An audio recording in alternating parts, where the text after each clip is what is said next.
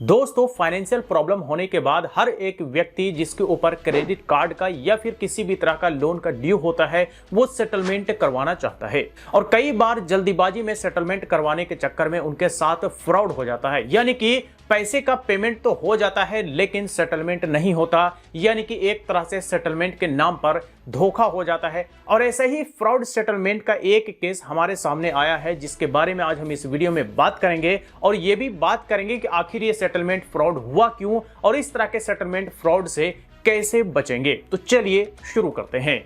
तो देखिए, हमारे एक व्यूअर्स हैं जिनके पास स्टेट बैंक ऑफ इंडिया का क्रेडिट कार्ड है लेकिन फाइनेंशियल प्रॉब्लम की वजह से अपने क्रेडिट कार्ड का ड्यू पेमेंट नहीं कर पा रही हैं।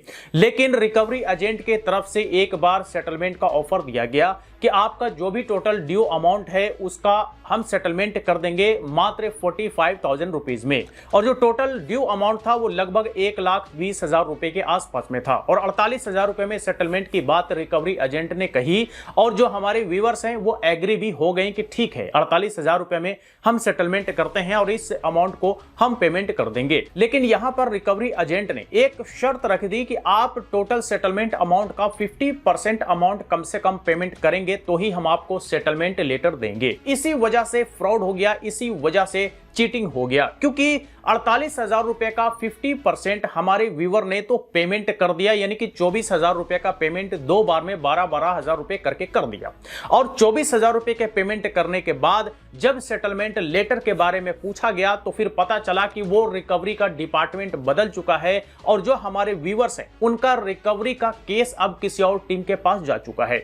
तो मतलब कि जिस बंदे ने सेटलमेंट 48,000 रुपए में करवाया था उस बंदे ने 24,000 रुपए का पेमेंट लेकर के जो हमारे व्यूअर्स हैं उनके ड्यू का जो टोटल अमाउंट था उसके इंटरेस्ट में वो एडजस्ट हो गया, लेकिन सेटलमेंट नहीं हुआ, यानी कि सेटलमेंट के नाम पर यहां पर फ्रॉड हो गया। 24,000 रुपए पेमेंट हो गए लेकिन कोई सेटलमेंट लेटर नहीं मिला और अब टोटल का total due as it is पड़ा हुआ है जो कि प्रिंसिपल अमाउंट है और उसके साथ जो इंटरेस्ट अब बढ़ता जा रहा है वो है। ठीक है, तो इस तरह से फ्रॉड सेटलमेंट हमारे एक व्यूअर्स के साथ हुआ जिसके बारे में मुझे लगा कि आप लोगों तक भी ये बात पहुंचानी चाहिए, क्योंकि इस तरह से हो सकता है कि आप लोगों के साथ भी हो।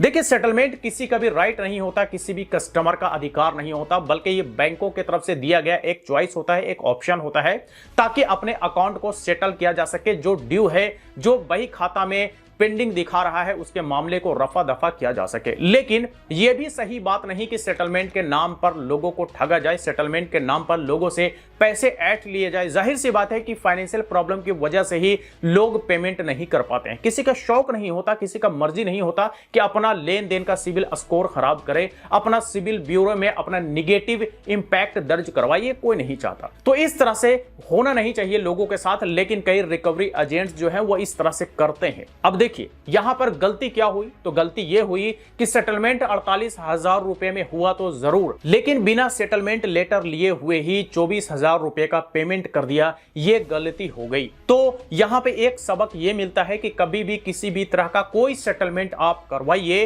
तो बिना सेटलमेंट लेटर लिए और बिना सेटलमेंट लेटर को वेरीफाई किए, चेक किए बगैर 1 रुपया भी पेमेंट ना करें। यह हमारा आप लोगों के लिए एक मशवरा है, ये एक सजेशन है। नहीं तो अगर आप थोड़ा भी पेमेंट करते हैं तो हो सकता है कि आपके साथ भी इसी तरह का केस हो जाए कि आप पेमेंट करें तो जरूर, लेकिन आपका सेटलमेंट ना हो, आपको सेटलमेंट लेटर ना मिले। अब बात करते हैं कि आखिर इस तरह के फ्रॉड सेटलमेंट या फेक सेटलमेंट से कैसे बचें। तो देखिए, फेक सेटलमेंट से बचने के दो तरीके हैं। नंबर 1 कि आपको पहले सेटलमेंट लेटर लेना है, चाहे किसी भी तरह का लोन हो और किसी भी रिकवरी एजेंट से सेटलमेंट की बात हुई हो, आप अपने ऑफिशियल ईमेल आईडी पर सेटलमेंट लेटर लेंगे, यानी कि आपके ऑफिशियल ईमेल आईडी पर सेटलमेंट लेटर आना चाहिए, वो भी बैंक के ऑफिशियल ईमेल आईडी से। ठीक है, यानी कि बैंक के ऑफिशियल ईमेल आईडी से आपके रजिस्टर्ड ईमेल आईडी पर सेटलमेंट लेटर आएगा, वही वैलिड सेटलमेंट लेटर माना जाएगा, वही सही सेटलमेंट लेटर माना जाएगा।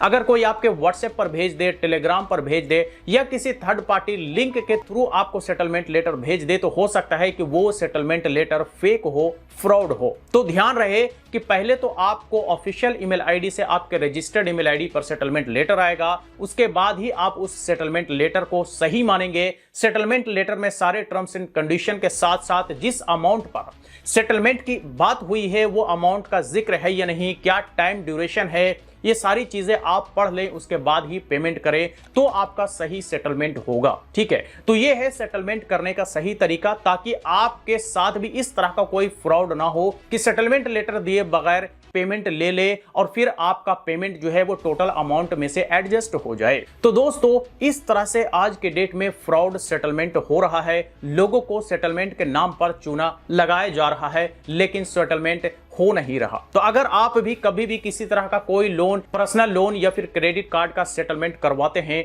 तो सारी चीजों को बारीकी से देख ले, समझ ले, उसके बाद ही पेमेंट करें। तो चलिए, आज तक के लिए इतना ही। इससे रिलेटेड कोई सवाल हो, क्वेरी हो तो आप हमें कमेंट बॉक्स में लिख करके पूछ सकते हैं। वीडियो अच्छा लगा हो तो लाइक करें, ज्यादा से ज्यादा लोगों के साथ शेयर करें और इसी तरह के वीडियोज के लिए हमारे यूट्यूब चैनल को भी सब्सक्राइब करें।